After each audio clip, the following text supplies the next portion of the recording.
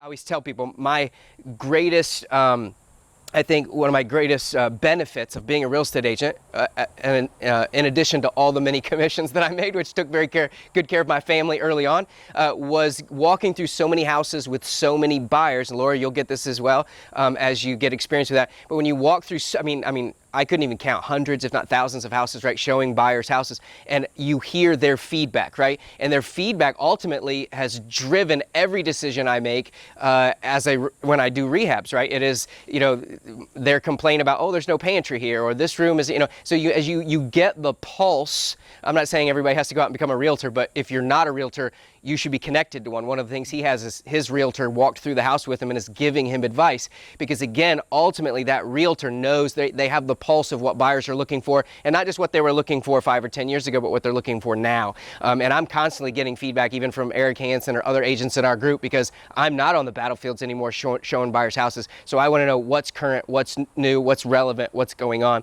So being able to get that feedback from agents, but having that experience kind of drives the decisions that I make.